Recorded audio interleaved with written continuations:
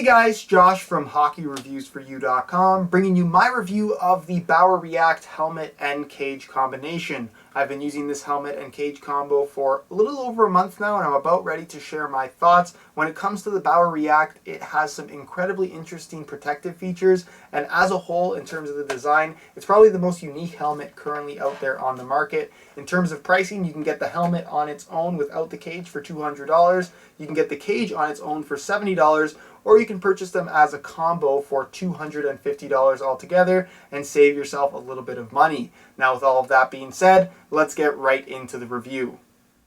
Starting off with the design of the Bauer RE-AKT, from a visual standpoint, I personally feel like the Bauer RE-AKT is the best looking helmet on the market as of right now. Of course, this is just my opinion and not fact. If you guys agree with me, leave a comment down below, and if you disagree with me, leave a comment. Let me know which helmet you think is the best looking right now, because based on what I like, I just think that the Bauer RE-AKT combines a good amount of modern and classic design. It's not particularly bulky. It has a more rounded, almost streamlined design that I just really like the look of. I'll actually flash a couple of clips on screen of me wearing the helmet with and without the cage, just to give you guys a better visual reference. But for the most part, I like that there's not an excessive amount of bulk here at the forehead area. Kind of flows into the roundness of the shell, and overall there just aren't too many square edges, which to me can make a helmet look very blocky, which this helmet does not suffer from.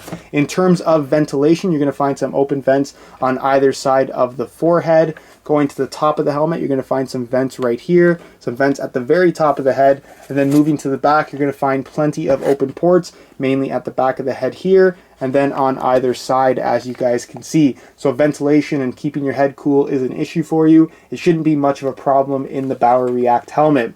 Now, in terms of adjustability, there are 2 points of adjustment on the Bauer RE-AKT. The first point of adjustment is this little clip right here at the top. If you open it up, you are free to expand and contract the helmet. You can see that it's actually moving a little bit right there, so you can make it smaller or bigger depending on the shape of your head, and just allowing you to get the best possible fit, which is obviously very important when it comes to overall protection. And then moving on to the back of the helmet, you're going to find this little kind of button slash lever right here that kind of moves this little piece of spongy foam that is basically right at the back of your head. So if you actually move this thing up and down, you'll find that it moves this thing a little bit closer into your head, allowing again for a tight fit and the best possible fit based on the shape of your head, because everyone has a different shape for their head. Kind of an interesting little concept, a very comfortable point of adjustment in my opinion, and one of the more unique aspects of the IMS 11. So overall, very good helmet. I didn't have any issues fitting into it. For those of you wondering, this helmet is a size medium.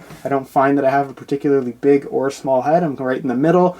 So the medium size was perfect for me, and I didn't have any issues with fit whatsoever.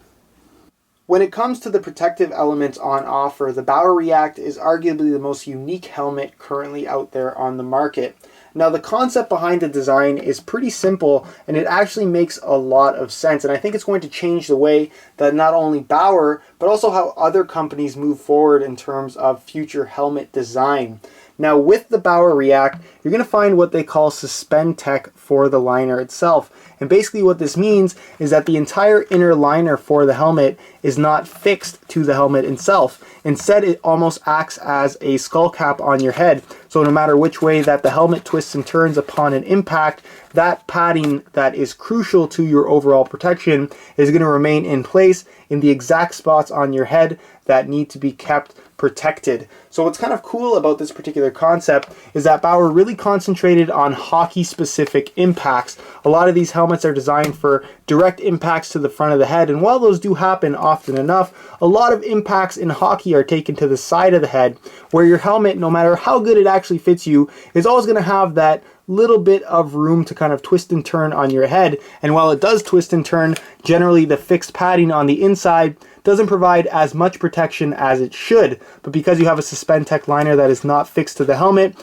these crucial pads are going to remain exactly in place where they should be for maximum protection, and the rest of the helmet can move and deflect away the rest of that impact. So kind of an interesting liner. A lot of people have described it to kind of have a floaty feel on your head.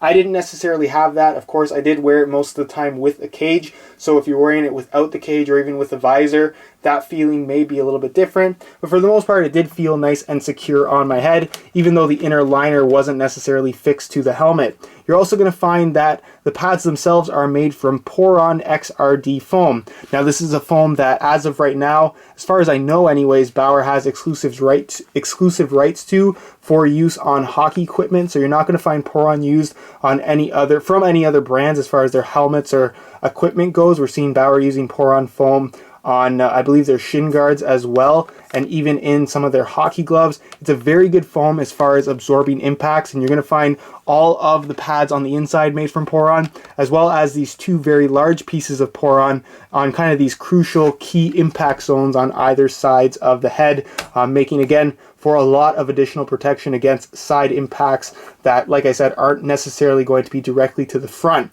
Now, as far as the inside of the foam goes, or the dense layer of foam, it isn't actually an EPP foam. Instead, it's what Bauer calls Vertex foam. It's supposed to be just as dense as EPP foam would be, but it's actually 20% lighter. And I have to say that this helmet is impressively light without the cage, and the cage itself is also very, very light. It doesn't add much weight to the helmet, but we'll get to that in just a second. As mentioned earlier, this little pad here on the back of the head, kind of right at the base of your neck, is a very, very soft, spongy foam, so it's going to allow you to get a nice, soft, and secure fit. It's also going to be very, very comfortable, not too restrictive. And then right here at either side of the temple, you're going to find a bit of a memory foam material, again, making for an overall extremely comfortable fit on your head. Next, I want to talk about the RE-AKT titanium cage, which is, in my opinion, equally as impressive as the RE-AKT helmet. Now, as the name suggests, this cage is made from titanium, as opposed to your standard steel or stainless steel, depending on which cage you're comparing it to. But what's really unique, and what really is the jump out figure when you look at the tech specs for this guy, is that it is supposed to be 47% lighter than a standard steel cage, which is an incredible stat. It's supposed to be half the weight of a standard cage, which is a significant amount, considering that your average cage tends to weigh in somewhere around 12 ounces or so. So this is supposed to be half of that weight, and I have to say that, in all honesty, it is incredibly light in hand as well as on the helmet. If you take it off the helmet, you're really going to notice that difference in weight. And I'm actually going to do a real-time weigh-in for you guys versus a standard cage, so you can see that the difference is actually real. And like I said, I'm just very, very impressed with how light this cage actually is. It's almost as if you're not wearing a cage on your helmet. Now, as far as the wiring itself, as you can see, it is an oval-shaped wire. It's not a rounded wire or anything like that. This just makes for slightly better visibility. And in terms of visibility, I didn't have any issues with this cage whatsoever. It's finished off with that smoke gray color that Bauer likes to put on their higher-end cages. It's supposed to allow for, again, better visibility. It's not supposed to reflect light or anything like that. And again, this is just not an issue that I had with the cage whatsoever. You will find that there is a chin cup that is fixed on the helmet itself. It's pretty much free-floating there right in the middle. It's a standard foam material with a Poron insert right there in the middle. Poron is a material that Bauer is using more and more on their high-end products, and it also makes for a very comfortable fit, as well as a little bit of shock absorption should you take kind of a shot right to the chin right there. But that's pretty much it as far as the cage itself. Fairly standard looking, but the weight is shocking.